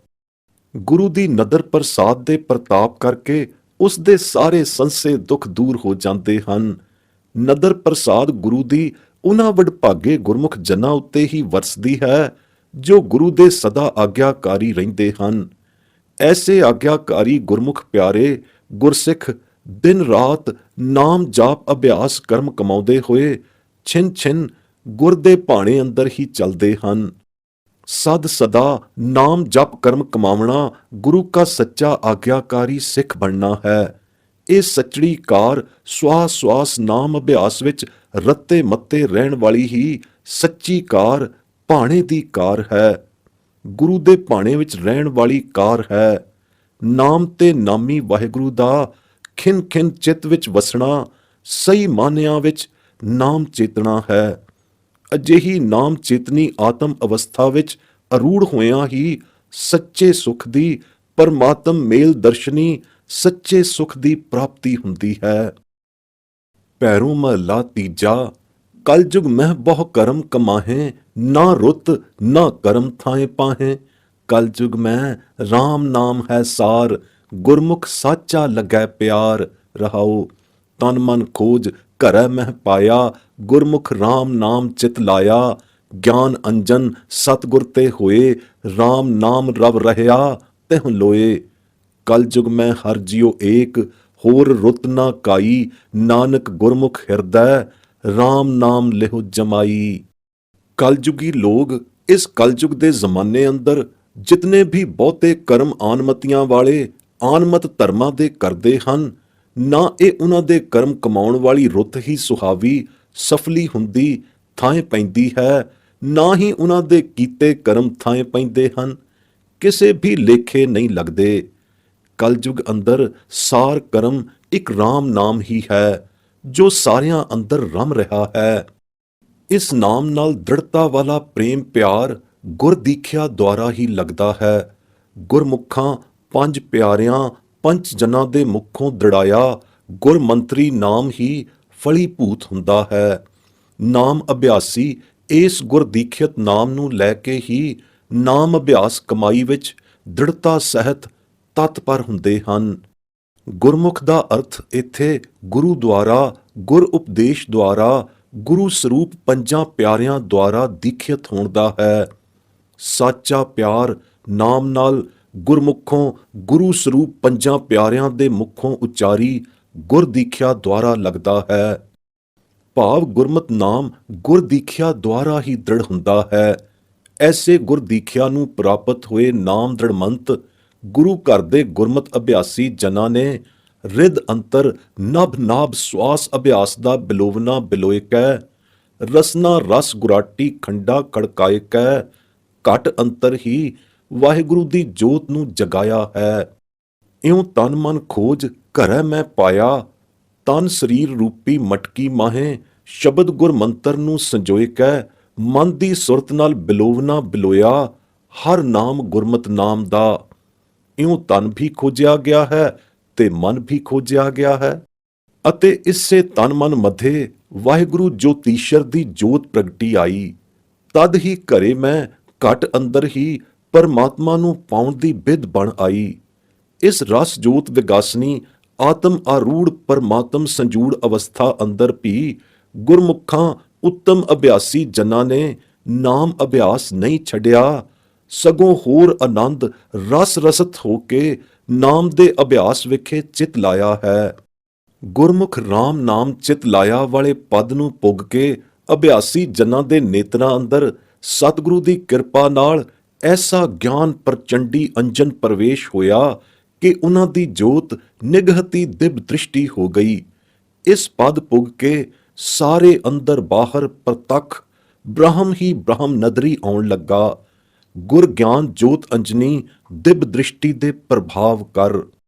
ਆਹਾ, ਜੋਤ ਪ੍ਰਚੰਡੀ ਪ੍ਰਕਾਸ਼ ਵਾਲੇ ਵਾਹਿਗੁਰੂ ਦਾ ਜਲਵਾ ਸਾਰੇ ਖੰਡਾਂ ਬ੍ਰਹਮੰਡਾਂ ਪੁਰੀਆਂ ਲੋਆਂ ਤਿੰਨਾਂ ਲੋਕਾਂ ਵਿਖੇ ਪ੍ਰਤਿਬਿੰਬਤ ਹੋਇਆ, ਪ੍ਰਤੱਖ ਨਜ਼ਰੀ ਆਇਆ। ਇਹ ਜੋਤ ਵਿਗਸਾਰੀ ਇੱਕ ਅਕਾਲ ਪੁਰਖ ਦਰਸ਼ਨਾਰੀ ਆਨੰਦ ਬਹਾਰ ਇਸ ਕਲਯੁਗਾਰੀ ਰੁੱਤ ਅੰਦਰ ਹੀ ਹੈ। ਹੋਰ ਆਨਮਤ ਕਰਮਾਰੀ ਰੁੱਤ ਇਸ ਕਲਯੁਗ ਅੰਦਰ ਬੀਜਣ ਦੀ ਹੈ ਹੀ ਨਹੀਂ। ਤਾਂ ਤੇ ਗੁਰੂ ਘਰ ਦੇ ਗੁਰੂ ਨਾਨਕ ਦੇ ਘਰ ਦੇ ਗੁਰਮੁਖ ਜਨ ਨਿਜ ਹਿਰਦੇ ਰੂਪੀ ਭੂਮੀ ਅੰਦਰ ਗੁਰਮਤਿ ਨਾਮ ਦੇ ਬੀਜ ਨੂੰ ਬੋਵਦੇ ਹਨ। ਇਹ ਬੀਜ ਹਿਰਦੇ ਅੰਦਰ ਬੋਇਆ ਜਾਂਦਾ ਹੈ ਅਤੇ ਹਿਰਦੇ ਅੰਦਰ ਹੀ ਜੰਮਦਾ ਹੈ, ਫੁੱਲਦਾ ਫਲਦਾ ਤੇ ਵਿਗਸਦਾ ਹੈ। ਅਥਾਹ ਨਾਮ ਅਭਿਆਸ ਤਤ ਗੁਰਮਤਿ ਰਸ ਜੋਤਸੀ ਕਮਾਈਆਂ ਕਰ ਕਰ ਗੁਰਮਤਿ ਨਾਮ ਤਤ ਕਮਾਈ ਦਾ ਇਹ ਵਿਲੱਖਣ ਚਲਤ ਕ੍ਰਿਸ਼ਮਾ ਹੈ। ਭੈਰੋਂ ਮਹੱਲਾ ਪੰਜਵਾਂ। ਆਗੈ ਦਈ ਪਾਛੈ ਨਾਰਾਇਣ, ਮਦ ਭਾਗ ਹਰ ਪ੍ਰੇਮ ਰਸਾਇਣ, ਪ੍ਰਭੂ ਹਮਾਰੈ ਸ਼ਾਸਤਰ ਸੌਣ, ਸੂਖ ਸਹਿਜ ਆਨੰਦ ਗ੍ਰਹਿ ਪਾਉਣ। ਰਹਾਉ। ਰਸਨਾ ਨਾਮ ਕਰਨ ਸੁਣ ਜੀਵੇ, ਪ੍ਰਭ ਸਿਮਰ ਸਿਮਰ ਅਮਰ ਥਿਰ ਥੀਵੇ, ਜਨਮ ਜਨਮ ਕੇ ਦੁਖ ਨਿਵਾਰੇ, ਅਨਹਦ ਸ਼ਬਦ ਵੱਜੇ ਦਰਬਾਰੇ, ਕਰ ਕਿਰਪਾ ਪ੍ਰਭ ਲਿਏ ਮਿਲਾਏ, ਨਾਨਕ ਪ੍ਰਭ ਸ਼ਰਣਾਗਤ ਆਏ। ਵਿਆਖਿਆ। ਨਾਮ ਕਰਮਨੀ ਜੋਤ ਜਲਵਨੀ ਅਵਸਥਾ ਦੀ ਇਹ ਸਾਂਗੋ ਪਾਂਗ ਝਾਕੀ ਹੈ ਜੋ ਇਸ ਉੱਪਰਲੇ ਗੁਰਵਾਕ ਅੰਦਰ ਦਰਸਾਈ ਗਈ ਹੈ। ਜੋਤ ਰਸ ਦਰਸਾਰੀ ਵਾਹਿਗੁਰੂ ਦੀ ਅਰਾਧਨਾ ਹੀ ਚਾਰ ਚੁਫੇਰੇ ਇਉਂ ਹੁੰਦੀ ਹੈ ਕਿ ਹਰ ਪਾਸੇ ਵਾਹਿਗੁਰੂ ਹੀ ਵਾਹਿਗੁਰੂ ਆਪਣੇ ਜੋਤ ਵਿਗਸੀਏ ਜਲਵੇ ਵਿੱਚ ਝਲਕਾਂ ਮਾਰਦਾ ਦਿਸਦਾ ਹੈ। ਅੱਗੇ ਵੀ ਵਾਹਿਗੁਰੂ, ਪਿੱਛੇ ਵੀ ਵਾਹਿਗੁਰੂ, ਮੱਧ ਅੰਤਰੀ ਹਿੱਸੇ ਘਟ ਅੰਤਰ ਵੀ ਵਾਹਿਗੁਰੂ ਹੀ ਝਲਕਾਂ ਮਾਰਦਾ ਹੈ। ਘਟ ਕੀ ਹੈ? ਵਾਹਿਗੁਰੂ ਦੀ ਪ੍ਰੇਮ ਰਸਾਇਣੀ ਪਾਰਸ ਜੋਤਾਂ ਦਾ ਜਗਮਗ ਜਲਵਨੀ ਘਰ ਬਣ ਰਿਹਾ ਹੈ। ਨਿਰੰਜਨੀ ਨਾਮ ਅਨਹਦ ਨਾਦੀਆ ਹੋ ਕੇ ਵੱਜ ਗੱਜ ਰਿਹਾ ਹੈ, ਜੋ ਮਨਾਂ ਉੱਤੇ ਸ਼ਬਦ ਗੁਰਾਟੀ ਜਾਪ ਹੋ ਕੇ ਆਪ ਮੁਹਾਰਾ ਨਿਰਯਤਨ ਹੀ ਵੱਜ ਰਿਹਾ ਹੈ, ਜਿਸ ਨੂੰ ਸੁਣ ਸੁਣ ਕੰਨ ਜਿਉ ਰਹੇ ਹਨ, ਅਮਿਓ ਰਸ ਖਿਉਣੀ ਜਿਉਣੀ ਜੀ ਰਹੇ ਹਨ, ਅਤੇ ਰਸਨਾ ਅਤ ਰਸ ਰਸੀਲੀ ਹੋ ਕੇ ਬਿਸਮੀਲੀ ਬਿਸਮ ਜਰੀਲੀ ਹੋ ਰਹੀ ਹੈ। ਬਿਸਮ ਰਸ ਨੂੰ ਜਰ ਜਰ ਕੇ ਅਮਰ ਜੀਵ ਨੀਲੀ ਹੋ ਰਹੀ ਹੈ। ਸ਼੍ਰਵਣਾ ਕੰਨਾਂ ਅੰਦਰ ਵੀ ਅਤੇ ਜਿਹਬਾ ਜੀਭ ਉੱਪਰ ਵੀ ਅਨਹਦ ਨਾਦੀ ਵਾਹਿਗੁਰੂ ਨਾਮ ਦਾ ਸਿਮਰਨ ਹੋ ਰਿਹਾ ਹੈ, ਜਿਸ ਸਿਮਰਨ ਨੂੰ ਸੁਣ ਸੁਣ ਕੇ ਜਪ ਜਪ ਕੇ ਕਰਨ ਕੰਨਾਂ ਅਤੇ ਰਸਨਾ ਦੋਵੇਂ ਥਿਰ ਥੀਵ ਰਹੇ ਹਨ। ਐਸੇ ਨਾਮ ਸਮਾਇਣ ਕਰਮਾਇਣੀ ਰਸਾਇਣੀ ਅੰਮ੍ਰਿਤ ਰਸ ਪੀਵ ਸੁਨੀਵ ਰਹੇ ਹਨ ਕਿ ਜਨਮ ਜਨਮ ਦੇ ਦੁੱਖ ਨਿਵਾਰੇ ਗਏ। ਭਰਮ ਕਰਮਾਰੀ ਕਰਮ ਭਰਮਾਰੀ ਕਪਾਟ ਖੁੱਲ ਗਏ। ਧੁਰ ਦਰਬਾਰ ਦਸਮ ਦੁਆਰ ਵਿੱਚ ਵੱਜ ਰਹੇ ਅਨਹਦ ਸ਼ਬਦ ਨਿਰਾਲੇ ਸੁਣਨ ਲੱਗ ਪਏ। ਵਾਹਿਗੁਰੂ ਦਰਸ ਮਿਲਾਪ ਬਿਜੈ ਨਿਸ਼ਾਨੀ ਦਮਦਮੇ ਨਗਾਰੇ ਧੌਂਸੇ ਵੱਜਣ ਲੱਗ ਪਏ। ਵਾਹਿਗੁਰੂ ਦਾ ਨਦਰ ਮਿਲਾਪੀ ਦਰਸ਼ਨ ਅਖੰਡ ਕੀਰਤਨ ਦੇ ਧੁਰ ਦਰਬਾਰੀ ਅੱਖਰ ਸ਼ਰਵਣ ਖੁੱਲਣ ਸਮੇਤ ਹੋਇਆ। ਐਸਾ ਹੋਇਆ ਕਿ ਵਾਹਿਗੁਰੂ ਦੀ ਨੂਰ ਜ਼ਹੂਰੀ ਹਜ਼ੂਰੀ ਸ਼ਰਨਾਗਤ ਵਿੱਚ ਨਿਵਾਸ ਹੋ ਗਿਆ। ਭੈਰੋਂ ਮਹੱਲਾ ਪੰਜਵਾਂ। ਕੋਟ ਮਨੋਰਥ ਆਵੈ ਹਾਥ, ਜਮ ਮਾਰਗ ਕੈ ਸੰਗੀ ਪਾਂਥ। ਗੰਗਾ ਜਲ ਗੁਰ ਗੋਬਿੰਦ ਨਾਮ, ਜੋ ਸਿਮਰੈ ਤਿਸ ਕੀ ਗਤ ਹੋਵੈ। ਪੀਵਤ ਬਹੁੜ ਨ ਜੋਨ ਭ੍ਰਮਾਮ। ਰਹਾਓ। ਪੂਜਾ ਜਾਪ ਤਾਪ ਇਸ਼ਨਾਨ, ਸਿਮਰਤ ਨਾਮ ਭਏ ਨਹਿ ਕਾਮ।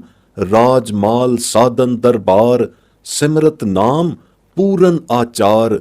ਨਾਨਕ ਦਾਸ ਇਹੋ ਕੀਆ ਵਿਚਾਰ, ਬਿਨ ਹਰ ਨਾਮ ਮਿਥਿਆ ਸਭ ਛਾਰ। ਗੁਰੂ ਘਰ ਦਾ ਗੁਰ ਗੋਬਿੰਦ ਨਾਮ ਹੀ ਅਸਾਡਾ ਗੁਰੂ ਘਰ ਵਾਲਿਆਂ ਦਾ ਗੰਗਾ ਜਲ ਹੈ। ਆਨਮਤੀਆਂ ਦੇ ਗੰਗਾ ਜਲ ਤੋਂ ਕਈ ਦਰਜੇ ਸ੍ਰੇਸ਼ਟ ਗੁਰਮਤ ਨਾਮ ਗੁਰ ਗੋਬਿੰਦ ਵਾਹਿਗੁਰੂ ਨਾਮ ਹੈ। ਜੋ ਇਸ ਨਾਮ ਨੂੰ ਸਿਮਰਦਾ ਹੈ ਤਿਸ ਦੀ ਗਤ ਕਲਿਆਣ ਹੋ ਜਾਂਦੀ ਹੈ। ਜੋ ਇਸ ਅੰਮ੍ਰਿਤ ਨਾਮ ਨੂੰ ਪੀਂਦਾ ਛਕਦਾ ਹੈ ਉਹ ਮੁੜ ਕੇ ਜੂਨੀਆਂ ਵਿੱਚ ਨਹੀਂ ਭਰਮਦਾ, ਆਵਾ ਗਾਉਣ ਦੇ ਚੱਕਰ ਵਿੱਚੋਂ ਨਿਕਲ ਜਾਂਦਾ ਹੈ। ਐਸੀ ਹੈ ਅੰਮ੍ਰਿਤ ਨਾਮ ਵਾਹਿਗੁਰੂ ਦੀ ਅਭਿਆਸ ਕਰਮ ਕਲਾ। ਇਸ ਅੰਮ੍ਰਿਤ ਨਾਮ ਰੂਪੀ ਸੱਚੇ ਗੁਰਮਤ ਗੰਗਾ ਜਲ ਨੂੰ ਸੇਵਨ ਕੀਤਿਆਂ, ਸਿਮਰਨ ਪੀਵਨ ਕੀਤਿਆਂ ਕੋਟ ਮਨੋਰਥ ਹੱਥ ਆਉਂਦੇ ਹਨ, ਹੱਥ ਲੱਗਦੇ ਹਨ, ਹਾਸਲ ਹੁੰਦੇ ਹਨ। ਹਰ ਪ੍ਰਕਾਰ ਦੇ ਸਵਾਰਥੀ ਪਰਮਾਰਥੀ ਮਨੋਰਥ ਸਿੱਧ ਹੁੰਦੇ ਹਨ। ਅਗਲੇ ਪਰਲੋਕ ਗਮਨੀ ਮਾਰਗ ਤੇ ਚਲਦਿਆਂ ਜਿੱਥੇ ਕੋਈ ਸੰਗ ਨਾ ਸਾਥੀ ਗਵਨ ਇਕੇਲਾ, ਸੰਗੀ ਸਾਥੀ ਨਹੀਂ ਹੁੰਦਾ, ਇਕੇਲਿਆਂ ਨੂੰ ਹੀ ਮੁਸਾਫਰੀ ਤੈਅ ਕਰਨੀ ਪੈਂਦੀ ਹੈ। ਉੱਥੇ ਇੱਥੇ ਦੀਆਂ ਕੀਤੀਆਂ ਨਾਮ ਕਮਾਈਆਂ ਦੇ ਕਰਮ ਫਲ ਮਨੋਰਥੀ ਤੋਸ਼ੇ ਹੀ ਸੰਗੀ ਪਾਂਧੀ ਹੋ ਕੇ ਪੁਕਰਦੇ ਹਨ।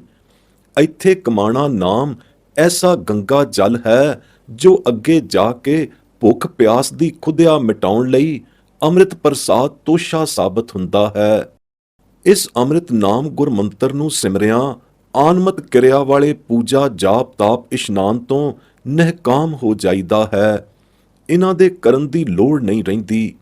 ਨਾਮ ਦੇ ਪ੍ਰੇਮੀਆਂ ਆਸ਼ਕਾਂ ਲਈ ਨਾਮ ਹੀ ਰਾਜ ਹੈ, ਨਾਮ ਹੀ ਮਾਲ ਹੈ, ਨਾਮ ਹੀ ਮੁਕੰਮਲ ਕਰਮ। ਸਾਰੇ ਕਰਤੱਵ ਚੱਜ ਆਚਾਰ ਨਾਮ ਸਿਮਰਨ ਵਿੱਚ ਹੀ ਆ ਜਾਂਦੇ ਹਨ।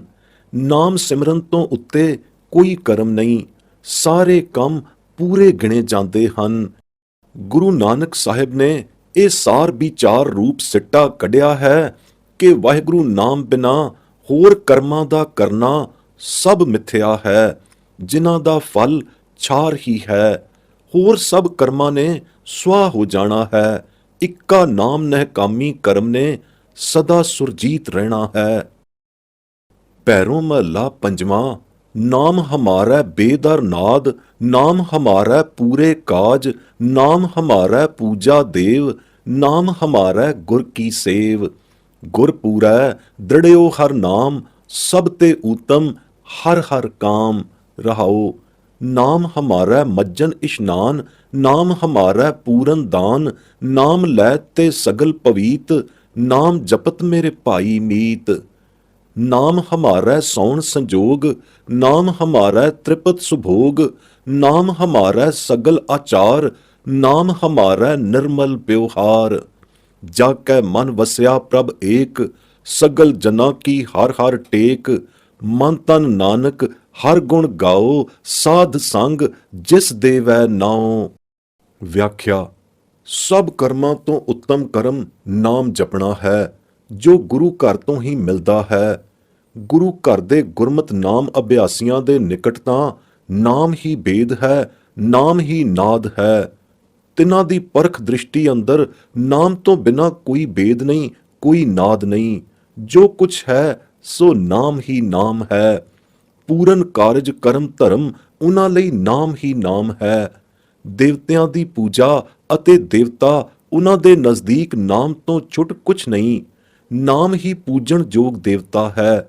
ਨਾਮ ਦੀ ਪੂਜਾ ਹੀ ਦੇਵਤਿਆਂ ਦੀ ਪੂਜਾ ਹੈ।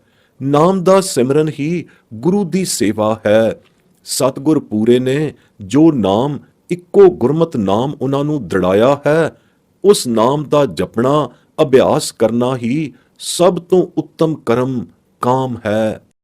ਆਨਮਤ ਤੀਰਥਾਂ ਤੇ ਨਹਾਉਣ ਦੀ ਪੁਰਬੀ ਦੇ ਥਾਂ ਗੁਰਸਿੱਖ ਲਈ ਨਿਤਾ ਪ੍ਰਤੀ ਨਾਮ ਮਜਨੀ ਪੁਰਬੀ ਲੱਗੀ ਰਹਿੰਦੀ ਹੈ। ਨਾਮ ਇਸ਼ਨਾਨ ਕਰਕੇ ਉਹ ਸਦਾ ਨਿਰਮਲ ਬਣੇ ਰਹਿੰਦੇ ਹਨ। ਸਿਫਤ ਸਲਾਹ ਕੀਰਤਨ ਹਰ ਜਸ ਦੀ ਪੁਰਬੀ ਸਦਾ ਹੀ ਗੁਰੂ ਘਰ ਦੇ ਸਤਸੰਗ ਸਮਾਗਮਾਂ ਵਿੱਚ ਲੱਗੀ ਰਹਿੰਦੀ ਹੈ। ਕਲਯੁਗ ਅੰਦਰ ਨਾਮ ਸਤਸੰਗ ਦੀ ਪੁਰਬੀ ਤੋਂ ਸਰਬ ਆਨਮਤ ਤੀਰਥ ਪੁਰਬੀਆਂ ਹੇਠਾਂ ਹਨ। ਨਾਮ ਸਿਫਤ ਸਲਾਹ ਕੀਰਤਨ ਕਰਨਾ ਹੀ ਸਭ ਤੋਂ ਸ੍ਰੇਸ਼ਟ ਅਤੇ ਉੱਤਮ ਦਾਨ ਪੁੰਨ ਕਰਮ ਹੈ। ਜੋ ਨਾਮ ਲੈਂਦੇ ਹਨ ਉਹ ਸਗਲੇ ਹੀ ਪੁਨੀਤ ਪਵਿੱਤਰ ਹੋ ਜਾਂਦੇ ਹਨ। ਆਨਮਤ ਕਰਮਾਂ ਧਰਮਾਂ ਤੀਰਥਾਂ ਪੁੰਨ ਦਾਨਾਂ ਕਰਮਾਂ ਵਾਲੀ ਕਲਪਤ ਪਵਿੱਤਰਤਾ ਇਸ ਪਵਿੱਤਰਤਾ ਦੇ ਸਾਹਮਣੇ ਸਭ ਹੇਚ ਹੈ। ਨਾਮ ਜਪਣ ਵਾਲੇ ਹੀ ਗੁਰਸਿੱਖ ਨਾਮ ਅਭਿਆਸੀ ਦੇ ਸੱਚੇ ਸਹੋਦਰ ਭਾਈ ਬੰਧਪ ਮੀਤ ਸੱਜਣ ਹਨ। ਗੁਰੂ ਘਰ ਦੇ ਨਾਮ ਅਭਿਆਸੀਆਂ ਅਨਨ ਗੁਰਸਿੱਖਾਂ ਲਈ ਨਾਮ ਹੀ ਸਗਲ ਸ਼ਾਸਤਰ ਹੈ। ਨਾਮ ਹੀ ਸ਼ੁਭ ਨਛੱਤਰੀ ਸੰਜੋਗ ਸਾਹਾ ਹੈ। ਨਾਮ ਭੁੰਚਣ ਨਾਲ ਹੀ ਗੁਰਮੁਖ ਸਿੱਖਾਂ ਦੀ ਸੱਚੀ ਤ੍ਰਿਪਤੀ ਹੈ। ਨਾਮ ਭਜਨ ਰੂਪੀ ਭੋਜਨ ਪ੍ਰਸਾਦ ਹੀ ਗੁਰਸਿੱਖਾਂ ਲਈ ਸਦਾ ਤ੍ਰਿਪਤਾਵਣ ਹਾਰ ਭੋਗ ਲੱਗਦਾ ਰਹਿੰਦਾ ਹੈ, ਜਿਸ ਦਾ ਛਾਂਦਾ ਛਕ ਕੇ ਉਹ ਹਰਦਮ ਰੱਜੇ ਹੀ ਰਹਿੰਦੇ ਹਨ। ਸ਼ੁਭ ਆਚਾਰੀ ਕਰਮ ਗੁਰਮਤ ਨਾਮ ਅਭਿਆਸੀ ਲਈ ਕੇਵਲ ਨਾਮ ਅਭਿਆਸ ਹੀ ਹੈ। ਨਾਮ ਜਪਣਾ ਹੀ ਗੁਰਮੁਖ ਸ੍ਰੇਸ਼ਟ ਕਰਮੀਆਂ ਦਾ ਸੱਚਾ ਨਿਰਮਲ ਵਿਵਹਾਰ ਹੈ। ਜਿਨ੍ਹਾਂ ਅੰਦਰ ਕੇਵਲ ਇੱਕੋ ਸੱਚਾ ਵਾਹਿਗੁਰੂ ਅਤੇ ਵਾਹਿਗੁਰੂ ਦਾ ਇੱਕੋ ਗੁਰਮਤ ਨਾਮ ਵਸਿਆ ਹੈ, ਤਿਨਾਂ ਨਾਮ ਅਰਾਧਨਹਾਰੇ ਜਨਾਂ ਲਈ ਉਕਤ ਅਰਾਧਿਆ ਗੁਰਮਤ ਨਾਮ ਹੀ ਨਾ ਸਿਰਫ ਏਕ ਆਸਰਾ ਰੂਪੀ ਟੇਕ ਹੈ, ਬਲਕਿ ਗੁਰਮੁਖ ਜਨਾਂ ਦੇ ਸਗਲੇ ਸੰਗੀਆਂ ਸਾਥੀਆਂ ਲਈ ਨਾਮ ਇੱਕ ਆਧਾਰ ਰੂਪ ਚਾਨਣ ਮੁਨਾਰਾ ਹੈ। ਗੁਰੂ ਘਰ ਦੀ ਸਾਧ ਸੰਗਤ ਵਿੱਚ ਨਿਵਾਸ ਦੇ ਕੇ ਜਿਸ ਨੂੰ ਬਖਸ਼ਣ ਹਾਰੇ ਵਾਹਿਗੁਰੂ ਨੇ ਨਾਮ ਦੀ ਬਖਸ਼ਿਸ਼ ਕਰ ਦਿੱਤੀ, ਉਹੀ ਜਨ ਮਨੋ ਤਨੋ ਹਿਰਦਿਓਂ ਹਰ ਗੁਣ ਗਾਉਂਦੇ ਹਨ। ਅਸਲ ਤਤ ਸਿਦਕ ਭਾਵਨਾ ਸੇਤੀ ਉਹੀ ਕੀਰਤਨ ਕਰਦੇ ਹਨ। ਇਹ ਤਤ ਭਾਵਮਈ ਕੀਰਤਨ ਹਰ ਜਸ ਸਿਫਤ ਸਲਾਹ ਸਮੂਹ ਆਨ ਕਰਮਾਂ ਨਾਲੋਂ ਸਰਬੋਤਮ ਹੈ, ਜਿਸ ਦੀ ਤੁਲਤਾ ਵਿੱਚ ਹੋਰ ਕੋਈ ਆਨਮਤ ਕਰਮ ਲਵੇ ਨਹੀਂ ਲੱਗਦਾ। ਸਭ ਤੋਂ ਸਰਬੋਤਮ ਤਤ ਗੁਰਮਤ ਕਰਮ ਨਾਮ ਹੀ ਹੈ। ਕਲਿਆਣ ਮਹੱਲਾ ਪੰਜਵਾਂ। ਗੁਣ ਨਾਦ ਧੁਨ ਆਨੰਦ ਬੇਦ ਕਥਤ ਸੁਨਤ ਮੁਨ ਜਨਾ ਮਿਲ ਸੰਤ ਮੰਡਲੀ ਰਹਾਓ। ਗਿਆਨ ਧਿਆਨ ਮਾਨ ਦਾਨ ਮਨ ਰਸਿਕ ਰਸਨ ਨਾਮ ਜਪਤ ਤਹ ਪਾਪ ਖੰਡਲੀ। ਜੋਗ ਜੁਗਤ ਗਿਆਨ ਭੁਗਤ ਸੁਰਤ ਸ਼ਬਦ ਤਤ ਬੇਤੇ ਜਪ ਤਪ ਅਖੰਡਲੀ। ਓਤ ਪੋਤ ਮਿਲ ਜੋਤ ਨਾਨਕ ਕਛੂ ਦੁਖ ਨਾ ਡੰਡਲੀ। ਵਿਆਖਿਆ।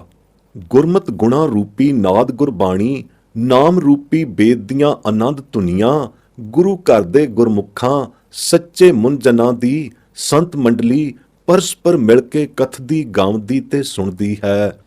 ਮਨ ਦੀ ਬਿਸਮਾਦ ਰਸ ਪੂਰਤ ਸੁਰਤੀ ਨਾਲ ਅਤੇ ਰਸਨਾ ਦੀ ਬਿਸਮ ਰਸ ਟੇਵ ਸਹਿਤ ਗੁਰਮੁਖ ਜਨਾਂ ਨਾਮ ਸੁਰਤੇ ਸੱਚੇ ਰਿਸ਼ੀਆਂ ਦੀ ਸੰਤ ਮੰਡਲੀ ਜੋ ਨਾਮ ਜਾਪ ਰੂਪੀ ਅਭਿਆਸ ਕਰਦੀ ਹੈ। ਇਸ ਵਿੱਚ ਸਾਰੇ ਗਿਆਨ ਧਿਆਨ ਤੇ ਮਾਨ ਦਾਨ ਆ ਗਏ। ਏਦੂ ਅਧਿਕ ਅਤੇ ਵਿਸ਼ੇਸ਼ ਗਿਆਨ ਧਿਆਨ ਮਾਨ ਦਾਨ ਕੋਈ ਹੋ ਹੀ ਨਹੀਂ ਸਕਦਾ। ਸਭ ਤੋਂ ਵਿਲੱਖਣ ਸਭ ਗਿਆਨਾਂ ਤੋਂ ਵਿਲੱਖਣ ਗਿਆਨ, ਸਭ ਧਿਆਨਾਂ ਤੋਂ ਸਰਬੋਤਮ ਧਿਆਨ, ਸਾਰੇ ਮਾਨਨੀਕ ਮੰਨੇ ਪਰਮੰਨੇ ਦਾਨਾਂ ਵਿੱਚੋਂ ਸ੍ਰੇਸ਼ਟ ਦਾਨ ਬਸ ਗੁਰੂ ਘਰ ਦੇ ਕੀਰਤਨੀ ਭਗਤ ਜਨਾਂ ਦੀ ਸੰਤ ਮੰਡਲੀ ਵਿੱਚ ਵਿਸਮਾਦ ਰਸ ਧੁਨੀਆਂ ਵਾਲੇ ਆਨੰਦਮਈ ਕੀਰਤਨ ਦਾ ਗਾਵਣਾ ਸੁਣਨਾ ਹੀ ਹੈ। ਏਦੂ ਉੱਪਰ ਕੋਈ ਗਿਆਨ ਧਿਆਨ ਮਾਨ ਦਾਨ ਨਹੀਂ। ਅਜਿਹੀ ਸੰਤ ਮੰਡਲੀ ਵਿੱਚ ਜੁੜ ਕੇ ਹੀ ਅਤੇ ਵਾਹਿਗੁਰੂ ਦਾ ਸਿਫਤ ਸਲਾਹਮਈ ਕੀਰਤਨ ਜਸ ਗਾ ਸੁਣ ਕੇ ਹੀ ਸਮੁੱਚੇ ਪਾਪ ਖੰਡੇ ਬਿਮੁੱਚੇ ਜਾ ਸਕਦੇ ਹਨ। ਸੱਚਮੁੱਚ ਅਜਿਹੇ ਨਾਮ ਰਸੀੜੇ ਰਸਿਕ ਵੈਰਾਗੀਆਂ ਦੀ ਗੁਰਮੁਖ ਕੀਰਤਨੀਆਂ ਦੀ ਸੰਤ ਮੰਡਲੀ ਪਾਪ ਖੰਡਲੀ ਮੰਡਲੀ ਹੈ। ਗੁਰਮੁਖ ਜਾਗਦੇ ਜੋਗੀਆਂ ਦੀ ਸੱਚੀ ਜੋਗ ਜੁਗਤ ਜੋਗ ਬਨਿਆ ਤੇਰਾ ਕੀਰਤਨ ਗਾਈ। ਸੱਚੜੇ ਗੁਰਮਤ ਗਿਆਨ ਭਗਤੀ ਭਾਵ ਰਸ ਗਿਆਨ ਦੀ ਭੁਗਤ ਕੀਰਤਨ ਮੰਡਲ ਦੇ ਰਸਿਕ ਬੈਰਾਗੀ ਤਤ ਬੇਤੇ ਸ਼ਬਦ ਸੁਰਤੀਸ਼ਰ ਗੁਰਮੁਖ ਜਨਾਂ ਦੀ ਸ਼ਬਦ ਸੁਰਤ ਵਾਲੀ ਕਾਰ ਵਿੱਚ ਹੀ ਹੈ। ਇਹੋ ਸੁਰਤ ਸ਼ਬਦ ਅਭਿਆਸ ਹੀ ਸੱਚਾ ਅਖੰਡ ਜਪ ਤਪ ਹੈ। ਇਹ ਜਪ ਤਪ ਅਖੰਡਲੀ ਗੁਰਮਤ ਸ਼ਬਦ ਸੁਰਤ ਅਭਿਆਸ ਕਮਾਈ ਕੀਤਿਆਂ ਵਾਹਿਗੁਰੂ ਜੋਤੀਸ਼ ਦੀ ਜੋਤ ਵਿੱਚ ਓਤ-ਪੋਤ ਹੋ ਕੇ ਮਿਲ ਜਾਈਦਾ ਹੈ। ਦੁੱਖ ਦੰਡਲੀ ਜਮਾਂ ਦੀ ਵਾਟ ਦੂਰ ਦੁਰੇਡੇ ਰਹਿ ਜਾਂਦੀ ਹੈ। ਤਿੱਥੇ ਰਾਈ ਮਾਤਰ ਵੀ ਦੁੱਖ ਦੰਡ ਨਹੀਂ ਪੋ ਸਕਦਾ। ਗੁਰੂ ਨਾਨਕ ਸਾਹਿਬ ਇਸ ਹਕੀਕਤ ਉੱਤੇ ਸ਼ਹਾਦਤ ਦੀ ਮੋਹਰ ਲਾਉਂਦੇ ਹਨ। ਜੈ ਕਾਰਣ ਬੇਦ ਬ੍ਰਹਮੈ ਉਚਰੇ, ਸ਼ੰਕਰ ਛੋਡੀ ਮਾਇਆ। ਜੈ ਕਾਰਣ ਸਿਧ ਭਏ ਉਦਾਸੀ, ਦੇਵੀ ਮਰਮ ਨ ਪਾਇਆ। ਬਾਬਾ ਮਨ ਸਾਚਾ ਮੁਖ ਸਾਚਾ ਕਹੀਐ, ਤਰੀਐ ਸਾਚਾ ਹੋਈ। ਦੁਸ਼ਮਨ ਦੂਖ ਨ ਆਵੈ ਨੇੜੈ, ਹਰ ਮਤ ਪਾਵੈ ਕੋਈ। ਰਹਾਓ। ਪ੍ਰਭਾਤੀ ਮਹੱਲਾ ਪਹਿਲਾ। ਭਾਵ ਜਿਸ ਪਰਮਾਤਮਾ ਦੀ ਪ੍ਰਾਪਤੀ ਦੇ ਕਾਰਨ ਬ੍ਰਹਮੇ ਨੇ ਬੇਦ ਉਚਰੇ ਅਤੇ ਮਹਾਦੇਵ ਮਹੇਸ਼ ਮਾਇਆ ਦਾ ਤਿਆਗੀ ਬਣਿਆ, ਜਿਸ ਪਾਰ ਬ੍ਰਹਮ ਪਰਮੇਸ਼ਰ ਦੀ ਪ੍ਰਾਪਤੀ ਹਿਤ ਸਿੱਧਾਂ ਨੇ ਸੰਸਾਰ ਤੋਂ ਉਪਰਾਮਤਾ ਧਾਰੀ ਅਤੇ ਦੇਵੀ ਦੇਵਤਿਆਂ ਨੇ ਅਨੇਕ ਪ੍ਰਕਾਰ ਦੀਆਂ ਬਹੁ ਭਾਂਤ ਦੀਆਂ ਸਾਧਨਾ ਸਾਧੀਆਂ, ਪਰ ਤਿਨਾਂ ਸਾਰੇ ਉੱਪਰ ਦੱਸੇ ਆਨਮਤ ਕਰਮ ਕਾਂਡੀਆਂ ਮੁਖੀ ਦੇਵਤਿਆਂ ਨੂੰ ਪਰਮਾਤਮ ਪ੍ਰਾਪਤੀ ਦੇ ਮਾਰਗ ਦਾ ਮਰਮ ਭੇਦ ਨਾ ਮਿਲਿਆ। ਪ੍ਰਾਪਤੀ ਤਾਂ ਕੀ ਹੋਣੀ ਸੀ? ਤਿਸ ਪਰਮਾਤਮਾ ਪਰਮੇਸ਼ਰ ਨੂੰ ਕੇਵਲ ਗੁਰਮਤ ਨਾਮ ਦੇ ਅਭਿਆਸ ਜਾਪ ਕਰਮ ਦੁਆਰਾ ਹੀ ਪਾਇਆ ਜਾ ਸਕਦਾ ਹੈ। ਸਹਿਜ ਸੁਖੈਨ ਹੀ ਪਾਇਆ ਜਾ ਸਕਦਾ ਹੈ। ਮਨ ਅੰਦਰ ਸੱਚੇ ਵਾਹਿਗੁਰੂ ਦਾ ਧਿਆਨ ਧਰ ਕੇ ਮੁਖ ਦੁਆਰਾ ਸੱਚੇ ਵਾਹਿਗੁਰੂ ਦਾ ਨਾਮ ਅਲਾਪ ਕੇ ਇਉਂ ਸੁਰਤੀ ਨੂੰ ਸ਼ਬਦ ਨਾਮ ਨਾਲ ਜੋੜ ਕੇ ਭਵ ਸਾਗਰ ਤੋਂ ਤਰ ਜਾਈਦਾ ਹੈ। ਨਾ ਸਿਰਫ ਤਰ ਹੀ ਜਾਈਦਾ ਹੈ, ਬਲਕਿ ਸੱਚੇ ਵਾਹਿਗੁਰੂ ਦੇ ਸਰੂਪ ਵਿੱਚ ਲੀਨ ਹੋ ਕੇ ਸਾਚਾ ਵਾਹਿਗੁਰੂ ਸਰੂਪਾ ਹੀ ਹੋ ਜਾਈਦਾ ਹੈ। ਐਸੀ ਹੈ ਮਹੱਤਾ ਗੁਰਮਤ ਨਾਮ ਦੇ ਤਤ ਸਰਬੋਤਮੀ ਅਭਿਆਸ ਕਰਮ ਦੀ। ਹਰ ਜਸ ਕਰਮ ਧਰਮ ਪਤ ਪੂਜਾ, ਕਾਮ ਕ੍ਰੋਧ ਅਗਨੀ ਮੈਂ ਭੂੰਜਾ। ਹਰ ਰਸ ਚਾਖਿਆ ਤਉ ਮਨ ਭੀਜਾ, ਪ੍ਰਣਵਤ ਨਾਨਕ ਅਵਰ ਨਾ ਦੂਜਾ। ਪ੍ਰਭਾਤੀ ਮਹੱਲਾ ਪਹਿਲਾ। ਤਤ ਭਾਵ ਹਰੀ ਜਸ ਰੂਪੀ ਸਿਫਤ ਸਲਾਹ ਅਰਥਾਤ ਨਾਮ ਅਭਿਆਸ ਕਮਾਈ ਹੀ ਗੁਰਮਤ ਦਾ ਸੱਚਾ ਕਰਮ ਹੈ। ਇਹੀ ਸੱਚਾ ਧਰਮ ਹੈ। ਇਹੀ ਸੱਚੀ ਪ੍ਰਤਿਸ਼ਠਿਤ ਪੂਜਾ ਹੈ। ਜਿਸ ਨੇ ਹਰ ਜਸ ਸਿਫਤ ਸਲਾਹ ਦੀ ਅਭਿਆਸ ਕਮਾਈ ਕਰ ਲਈ, ਇਸ ਗੁਰਮਤ ਨਾਮ ਸਿਫਤ ਸਲਾਹੀ ਕਮਾਈ ਵਿੱਚ ਕਰਮ ਧਰਮ ਪਤ ਪੂਜਾ ਆਦਿਕ ਸਭ ਕੁਝ ਆ ਗਿਆ। ਗੁਰਮਤ ਨਾਮ ਅਭਿਆਸ ਕਮਾਈ ਦੇ ਪ੍ਰਤਾਪ ਕਰ ਕਾਮ ਕ੍ਰੋਧ ਆਦਿਕ ਪੰਜੇ ਵਿਕਾਰ ਦਗਧ ਹੋ ਗਏ, ਅਗਨੀ ਵਿੱਚ ਭੁੰਨੇ ਗਏ। ਹਰ ਰਸ ਚਖਿਆਂ ਹੀ ਮਨ ਭਿੱਜਦਾ ਹੈ, ਭਿੱਜ ਕੇ ਵਸਗਤ ਆ ਜਾਂਦਾ ਹੈ। ਤਿੰਨਾਂ ਦੇ ਮਨ ਅੰਦਰ ਵਾਹਿਗੁਰੂ ਨਾਮ ਤੋਂ ਬਿਨਾਂ ਹੋਰ ਦੂਜਾ ਭਾਵ ਵਸਦਾ ਹੀ ਨਹੀਂ।